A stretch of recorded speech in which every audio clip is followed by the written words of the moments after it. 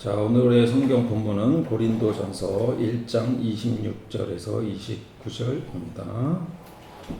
자, 제가 먼저 봉독하겠습니다. 형제 자매 여러분, 여러분이 부르심을 받을 때에 그 처지가 어떠하였는지 생각하여 보십시오.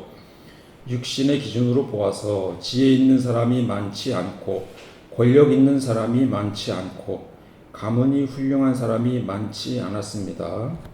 그런데 하나님께서는 지혜 있는 자들을 부끄럽게 하시려고 세상의 어리석은 자들을 세우시며 강한 것들을 부끄럽게 하시려고 세상의 악한 것들을 택하셨습니다. 하나님께서는 세상에서 비천한 것들과 멸시받는 것들을 택하셨으니 곧 잘났다고 하는 것들을 없애시려고 아무것도 아닌 것들을 택하셨습니다. 이리하여 아무도 하나님 앞에서는 자랑하지 못하게 하시려는 것입니다. 아멘. 자, 오늘 설교 제목은 내가 너의 이름을 불렀을 때입니다. 자, 오늘의 질문은 먼저 드려보겠습니다. 자, 나는 누구인가? 라는 질문을 받았을 때 여러분은 어떻게 대답하시겠습니까? 자, 일반적으로 이 질문에 대답하는 방식은 두 가지입니다. 첫 번째는 나는 누구누구의 엄마이고 누구누구의 아내이고 누구의 딸입니다. 두 번째 방법은 내 이름은 뭐고 나는 무엇을 전공했고 나는 IT 전문가이고 교수이고 등산을 좋아하고 노래를 좋아하고 이렇게 말하는 것입니다. 자, 어떤 차이가 있습니까? 첫 번째는 관계를 통한 설명입니다. 두 번째는 관계는 관계없이 나는 어떤 사람이라는 것을 설명합니다. 어느 분야의 지식이 있고 직업이 뭐고 취미가 무엇인지를 설명함으로써 나의 정체성을 드러내는 것입니다. 독립적인 존재 표현이라고 하겠습니다. 자, 어떤 사람이 교통 위반으로 걸렸습니다. 교통경찰에게 이렇게 얘기합니다. 너 내가 누군 줄 알아? 개의원이야? 이렇게 말하면 어디에 해당하죠? 네. 자신의 직업을 통한 정체성을 얘기를 하는 겁니다. 그런데 이렇게 말하면 어떨까요? 우리 아빠가 누군 줄 알아? 자, 이건 관계를 통한 자신의 정체성을 드러내는 것입니다. 한때 유행하던 말이 있었죠. 나 이대 나온 여자야. 자, 이거는 독립적인 표현에 해당합니다. 자기가 어떤 존재인지 드러내고 싶은 거죠. 근데 이렇게 말하는 사람도 있습니다. 우리 아들이 의사야. 자, 이거는 관계적인 표현입니다. 자, 오늘은 독립적으로 존재하는 나와 관계 속에 존재하는 나에 대한 이야기입니다. 그것을 이름을 통해서 한번 해보려고 합니다. 사실 우리는 관계적인 표현에 너무 익숙해서 이것을 탈피하고 싶은 주장을 펼치기도 합니다. 특히 여성인 경우 조선시대부터 관계만으로 표현되는 경우가 많이 있었습니다. 2024년 2월 구해줘 홈즈라는 TV 프로그램이 있는데 거기에 오래된 한옥이 소개된 적이 있습니다. 그런데 그 집을 고치는 중에 도장 뭉치가 발견됐습니다. 그래서 그것을 종이에 찍어서 봤더니 대부분의 도장에는 이름 석자가 한자로 새겨져 있었는데 재미있는 것은 도장 중에 이름이 없는 도장이 있었습니다. 이렇게 새겨 있었습니다. 박씨, 이씨. 해설자 설명이 여자들은 자기 이름으로 도장을 받지 않는 습관이 있어서 그렇게 사용했다는 것입니다. 조선시대에는 이름이 함부로 불리지 않았습니다. 남녀를 불문하고 이름을 함부로 부르지 못했습니다. 이름을 부르는 것은 신분, 관계, 존경 등을 뛰어넘는 것이 되어 매우 조심스러웠습니다. 남성인 경우 이름을 세 가지를 가지고 있었는데요. 하나는 명 혹은 관명이라고 하고요. 또 하나는 자고 또 호가 있습니다. 관명은 정식 이름입니다. 우리가 현대에 부르고 있는 그런 이름이 명입니다. 임금, 부모, 스승만이 그 이름을 부를 수 있었습니다. 이름을 함부로 부를 수 없었습니다. 자는 뭐냐 하면 성인식 할 때 성인이 되면서 받는 이름이 자입니다. 선배나 친한 친구가 존중하여 부를 때만 사용하던 이름입니다. 호가 있습니다. 호는 비교적 자유롭게 지을 수 있었고 편하게 불렀습니다. 자기가 짓거나 남이 지어주어 늘상 부르는 이름이 호입니다. 그래서 친구들 간에, 마을 사람들 간에, 또 그 외에 다른 이들이 가볍게 이름 대신, 명 대신, 또 자 대신 부를 수 있는 호칭이 호입니다. 오늘날의 별명, 닉네임 정도라고 생각을 하시면 좋을 것 같습니다. 관명은 함부로 불리지 않았습니다. 근데 관직에 오르면 직급이나 자기로 부르고 이름은 공문서에만 기록이 되었습니다. 그러니 왕자의 이름은 왕만 부를 수 있었고 왕후조차 아들을 왕자, 원자, 세자, 대군 이란 호칭으로 불렀고 이름을 함부로 부르지 않았습니다. 그런데 이들도 죄를 지으면 이 자기를 떼내고 이름만 불렸다고 합니다. 여성인 경우도 관명, 자, 호가 다 있었습니다. 단지 사회 활동이 제한적이었기 때문에 일반 여성들은 공식적으로 이름을 사용할 기회가 적었고 주로 누구누구 댁, 누구 어미 등의 호칭으로 불렸습니다. 문헌에 남아있는 양반 여성의 이름은 신사임당과 그 딸 화가 이매창, 허난설헌 정도인데 이마저도 다 호입니다. 이름이 함부로 불린다는 것은 그만큼 신분이 낮다는 것을 의미했습니다. 기록에 남겨진 여성의 이름은 아무나 불러도 되는 기녀, 노비, 죄인의 이름뿐이었습니다. 평소에는 이름이 불리지 않다가 여성의 신분이 노비로 바뀌면서 이름이 불리는 대표적인 사례가 있는데 사육신 사건입니다. 조선 5대 왕인 문종이 즉위 2년 3년 만에 등의 종기로 인해서 39살 젊은 나이로 승하하게 됩니다. 그리고 그의 어린 왕세자 단종이 12세에 즉위하면서 조정은 불안한 상황에 놓였습니다. 이 단종의 숙부인 수양대군이 지금으로 말하면 쿠데타, 난을 일으켜서 정권을 잡습니다. 이것을 계유정난이라고 합니다. 수양대군은 그래서 조선의 7대 왕인 세조로 즉위했습니다. 그 다음 해에 세조의 왕위 천탈을 부당하게 여긴 집현전 학자들이 모여서 단종을 복위시키려는 움직임이 일어났습니다. 성삼문, 박팽년, 하위지, 이계, 유성원, 유흥부 6명은 명나라 사신을 위한 연회가 있었는데 이때 세조를 제거하고 단종을 복위시키려고 했습니다. 그런데 밀고로 들켰습니다. 그래서 이들은 역적으로 다 처형이 되게 됩니다. 이것을 사육신 사건이라고 하는데 이 사건에 연루되어 처형된 신하들의 가족, 특히 아내와 딸들은 당시의 법률과 관행에 따라 연좌되어 공신들에게 노비로 분배되었습니다. 당시 하사교서에는 노비로 분배된 여성들의 이름이 명시되어 있었습니다.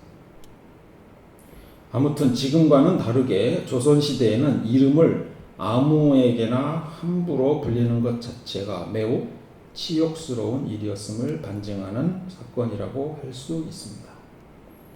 현대에 와서 여성들은 자기 이름을 찾기 위한 운동을 다양한 형태로 전개를 해왔습니다. 이는 단순히 이름이 불리는 것을 넘어서 여성으로서의 주체성을 확립하고 가부장적 사회에서 부여된 누구의 누구라는 관계론적 정체성을 벗어나 독립적인 존재로 인정받으려는 움직임입니다. 자신의 직업, 능력, 개성 등으로 자신을 정의하려고 시도하는 것입니다. 그런데 관계론적 정체성이 완전히 사라지지 않는 것 또한 사실입니다. 많은 여성이 여전히 누구의 부인이냐, 누구의 엄마나 라는 칭호에서 영광이나 자부심을 느끼는 경향이 있습니다. 이는 단순히 과거의 잔재라고만 보기는 어렵고 복합적인 심리적, 사회적 요인들이 작용한다고 보여집니다. 따라서 현대 여성들은 독립적인 주체로서 자신의 이름과 능력을 통해 정체성을 확립하려고 하는 동시에 가족이라는 관계 속에서 얻는 소속감과 의미를 중요하게 여기는 이중적인 심리를 가지고 있다고 볼 수 있습니다. 이는 과거의 여성들이 오직 관계를 통해서만 정의되었던 것과는 달리 주체성을 바탕으로 관계를 선택하고 그 안에서 의미를 부여하는 방식이라고 볼 수 있습니다. 요즘 청년들 취업난입니다. 기업들은 구인난입니다. 모순이죠. 청년들은 자신의 삶을 보장받을 수 있는 충분한 보수를 주는 기업을 찾는데 그런 자리는 많지 않습니다. 또 대부분의 기업들은 많은 월급을 주지 못하지만 열심히 일해줄 직원이 필요한데 그런 직원은 또 구하기 힘듭니다. 그래서 많은 청년들이 자신의 가치를 더 높여 좋은 직장에 들어가려고 노력합니다. 사회에 쓸모있는 필요한 사람이 되기 위해서 노력하는 것이죠. 이 필요란 의사소통 능력이라든지 협업 능력과 같은 소프트 스킬과 외국어 능력, IT 기술, 정보 검색 능력과 같은 전문 지식 및 기술을 통칭하는 하드 스킬이 있습니다. 사회는 철저하게 이런 능력을 바탕으로 어떤 사람이 필요한 사람인지 아닌지의 가치 판단을 하게 됩니다. 그래서 필요하면 쓰고 아니면 버립니다. 그래서 청년들은 뭘 해야 하죠? 자신의 능력으로 존재 가치를 높여야 합니다. 이런 스킬들을 쌓아서 독립적인 존재로서의 가치를 인정받아야 사회에 쓸모가 있겠죠. 먹고 사는 문제에 있어서는 이러한 가치가 더 중요하게 취급됩니다. 관계론적 정체성은 별 의미가 없습니다. 하지만 먹고 사는 문제가 아니라면 사실 우리에게 관계론적 정체성이 더 중요할 수 있습니다. 관계론적 정체성에 있어서 필요의 의미를 생각을 해보겠습니다. 제가 청소년 시절에 읽었던 생텍쥐페리의 어린 왕자를 다시 한번 읽어봤습니다. 짧아서 금방 읽을 수 있습니다. 역시 감동적인 글입니다. 간단히 얘기하면 어린 왕자가 자신이 살던 그 소행성을 떠나서 다른 별을 여행합니다. 그리고 만났던 사람들이 다음과 같은 사람들입니다. 왕이 있었습니다. 권위를 굉장히 소중하게 여기던 왕이었고요. 허영심 많은 남자도 만났습니다. 인정 욕구에 목말라 있는 사람이었습니다. 술꾼도 만났습니다. 자신의 부끄러움을 잊으려고 또 술을 먹고 술 먹는 것 자체가 부끄러워서 또 마시고 이런 사람이었습니다. 또 사업가도 있었습니다. 끊임없이 별을 모으는, 뭔가를 모으는, 재산을 모으는 그런 사람입니다. 그 다음에 가로등 켜는 사람도 있었습니다. 그 다음에 지리학자도 있었습니다. 실제로 탐험은 하지 않고 보고서에만 의존하는, 이론만 중요하게 생각하고 실제 경험을 등한시하는 사람을 대표하는 사람으로 지리학자가 등장합니다. 이렇게 여러 별을 거친 다음에 마지막에 지구에 도착하게 되는데요. 지구에 도착하니 놀랍게도 이러한 사람들이 부지기수로 있었습니다. 꽉 차 있었습니다. 사하라 사막에 떨어졌는데요. 어린 왕자가 거기서 여우를 만납니다. 여우를 만나서 그 대화하는데 여기서 어린 왕자가 삶의 큰 의미를 깨닫습니다. 일부 대화를 제가 정리를 해봤습니다. 바로 그때 여우가 나타났다. 여우가 먼저 인사했다. 안녕, 나 여우야. 네, 이리 와서 나하고 놀자. 난 지금 무척 슬프단다. 난 너하고 놀 수 없어. 나는 너에게 길들여지지 않았잖아. 아, 미안해. 그런데 길들여지지 않았다는 게 무슨 말이야? 그건 아주 오래전 말인데 인연을 맺는다는 뜻이야. 인연을 맺는다고? 그래, 넌 아직 나에게는 수많은 다른 소년들과 별로 다를 게 없는 한 아이에 지나지 않아. 그래서 난 내가 필요하지 않아. 마찬가지로 나 역시 너에게는 수많은 다른 여우와 다를 게 없어. 내가 필요 없기로는 마찬가지일 거야. 하지만 내가 나를 길들인다면 우리는 서로 필요한 존재가 되는 거야.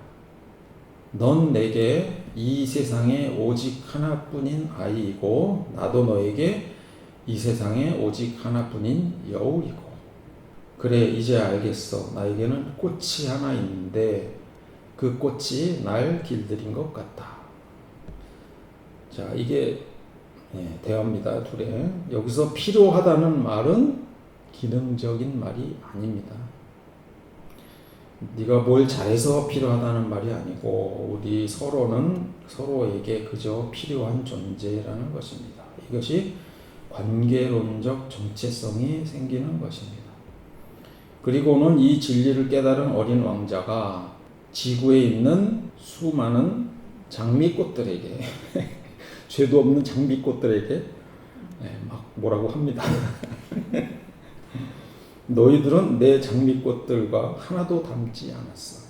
너희들은 아직 아무것도 아니야. 아무도 너희들을 길들이지 않았고 너희들도 누구 하나 길들이지 않았어. 너희들은 길들이기 전에 여우와 똑같아.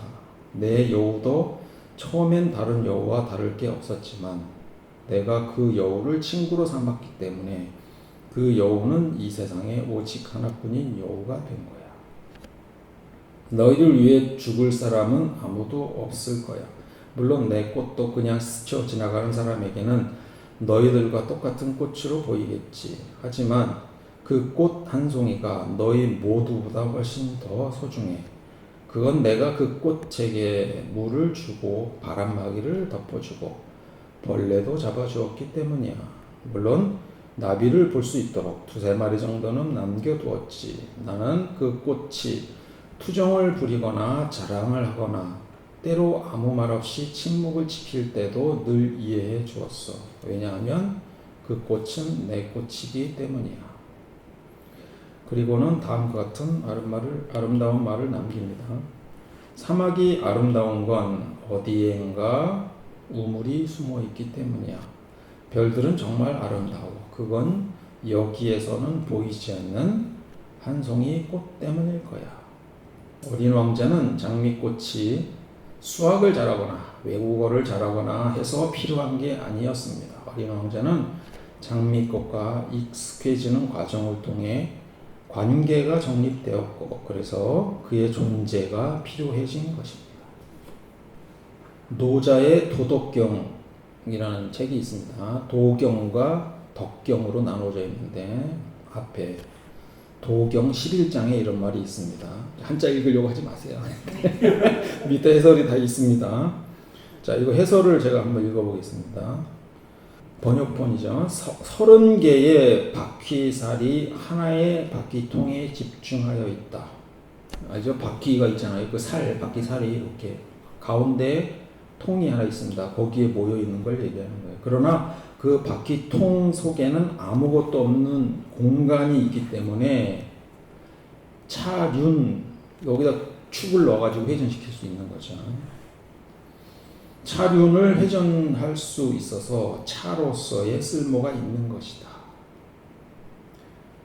그 다음에 진흙을 이겨서 질그릇을 만든다. 그러나 그 내면에 아무것도 없는 빈 부분이 있기 때문에 그릇으로서의 구실을 할 수 있는 것이다. 지게문과 창문을 뚫어서 방을 만든다. 그러나 그 아무것도 없는 빈 곳이 있기 때문에 방으로 쓸 수 있는 것이다.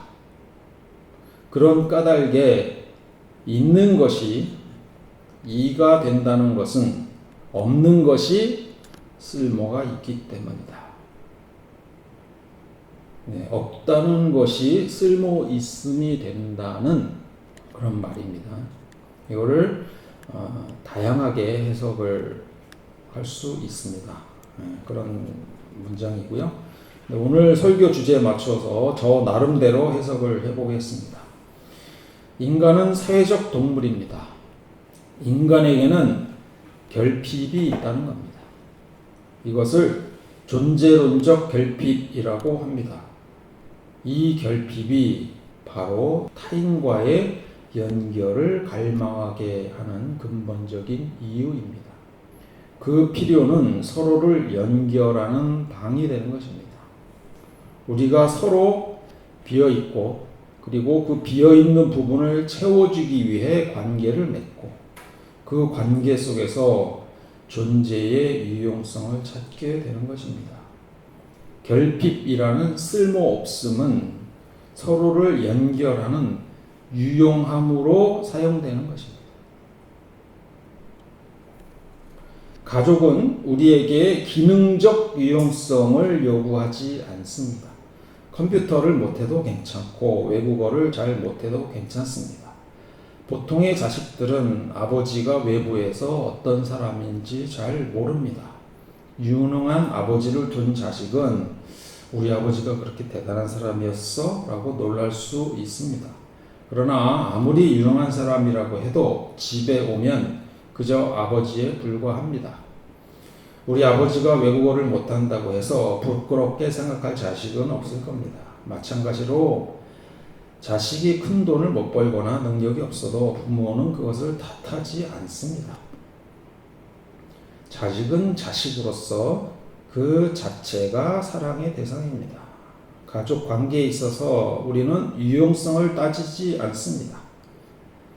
사랑의 교회 고 옥하는 목사의 장남 옥성호 작가는 아버지 옥하는 목사가 한국교회 거목이죠. 수많은 교인들에게 존경받는 목회 활동을 했음에도 불구하고 가정에서는 아버지로서의 역할을 제대로 하지 못했다고 솔직하게 고백했습니다. 그 아들 옥성호는 이렇게 말합니다. 나에게 아버지는 영원히 실종된 존재였다. 어쩌면 아버지는 없었던 것과 같이 늘 빈자리였다. 아버지를 필요로 할 때 존재감을 느껴본 적이 없으니 부재를 부재로 느껴본 적도 없다. 시간을 들여 길들여지는 관계가 설정되지 않는다면 마음의 자리를 차지할 일도 없고 관계라고 할 수도 없습니다. 그러나 길들여지는 관계가 설정되면 어린 왕자가 자기 별의 장미꽃을 그리워하는 것처럼 서로에게 필요한 존재가 되는 것입니다. 오늘 본문을 보겠습니다. 오늘 본문에서 하나님께서 세상에 약하고 천하며 멸시받는 것들을 택하셔서 강하고 지혜로운 자들을 부끄럽게 하신다는 메시지를 담고 있습니다. 하나님은 세상의 어리석은 것들, 약한 것들, 비천한 것들, 멸시받는 것들을 택하셨습니다. 이것을 시적으로 표현하면 이 택했다는 말은 이들의 이름을 불렀다라고 표현할 수도 있을 것 같습니다. 이들은 결핍과 한계를 가진 존재들이었습니다. 바로 이러한 약함과 결핍이 서로를 필요로 하는 근거가 됩니다. 내가 모든 것을 가졌다면 타인을 필요로 하지 않을 것입니다. 하지만 내가 부족하기 때문에 다른 사람의 도움이 필요하고 다른 사람의 강점과 약점이 나에게 보완적인 역할을 할 수 있는 것입니다. 하나님은 의도적으로 약한 자를 택하심으로써 그들로 하여금 서로 의지하고 협력하게 만드시는 공동체를 만드신 것입니다. 많은 지혜 있는 자들과 권력 있는 자들과 가문이 훌륭한 자들은 그들의 이익을 위해서 관계를 맺고 움직입니다. 자기가 잘났으니 누구에게 의지하려고 하지 않습니다. 서로에게 이익이 되는지 끝도 없이 판단하며 이익이 되지 않으면 관계를 정산해버립니다. 하지만 오히려 없는 자들은 순수한 마음으로 서로에게 길들여지며 마음을 나누고 서로의 결핍을 채웁니다. 이것이야말로 아름다운 공동체가 아니겠습니까? 물론 모든 사람이 다 지혜 없고 권력 없지는 않았습니다. 그래서 많지 않았다고 하는 것이죠. 지혜가 있으면서도 권력이 있으면서도 가문이 훌륭한 사람들도 없는 사람들과 마음을 함께 나누고 서로에게 길들여진다면 참 아름다운 일이 아니겠습니까? 오늘 본문은 하나님이 의도적으로 약한 자들의 이름을 부르시고 택하심으로써 서로의 부족함을 통해 서로 의지하게 하며 결국 모두가 서로에게 필요한 존재가 되는 공동체를 만듦으로써 홀로 설 수 있다는 인간의 교만을 꺾습니다. 시인 김춘추의 꽃이라는 시가 있습니다. 한번 읽어보겠습니다. 내가 그의 이름을 불러주기 전에는 그는 다만 하나의 몸짓에 지나지 않았다. 내가 그의 이름을 불러주었을 때 그는 나에게로 와서 꽃이 되었다. 내가 그의 이름을 불러준 것처럼 나의 이 빛깔과 향기에 알맞은 누가 나의 이름을 불러다오. 그에게로 가서 나도 그의 꽃이 되고 싶다. 우리들은 모두 무엇이 되고 싶다. 너는 나에게, 나는 너에게 잊혀지지 않는 하나의 눈짓이 되고 싶다. 들어본 적 있으시죠? 자, 이 시를 살짝 개작해 봤습니다. 네. 자, 하나님이 나의 이름을 불렀을 때라는 이름으로 한번 개작해 봤습니다. 다시 읽어보겠습니다. 하나님께서 나의 이름을 불러주기 전에는 나는 다만 하나의 몸짓에 지나지 않았다. 하나님께서 나의 이름을 불러주었을 때 나는 하나님에게로 와서 꽃이 되었다. 하나님께서 나의 이름을 불러준 것처럼 하나님의 그 빛깔과 향기에 알맞은 누가 하나님의 이름을 불러다오. 그에게로 가서 하나님도 그의 꽃이 되고 싶으실 것이다. 우리들은 모두 무엇이 되고 싶다. 나는 너에게, 너는 나에게 잊혀지지 않는 하나의 눈짓이 되고 싶다. 계절 하나 더 있어요. 이건 마지막입니다. 이거 읽고 오늘 설교 끝내겠습니다. 제목은 오늘 설교 제목입니다. 내가 너의 이름을 불렀을 때. 내가 너의 이름을 불러주기 전에는 너는 다만 하나의 몸짓에 지나지 않았다. 내가 너의 이름을 불러주었을 때 너는 나에게로 와서 꽃이 되었다. 내가 너의 이름을 불러준 것처럼 나의 이 빛깔과 향기에 알맞은 네가 나의 이름을 불러다오. 너에게로 가서 나도 너의 꽃이 되고 싶다. 우리들은 모두 무엇이 되고 싶다. 너는 나에게, 나는 너에게 잊혀지지 않는 하나의 눈짓이 되고 싶다. 자, 기도하겠습니다.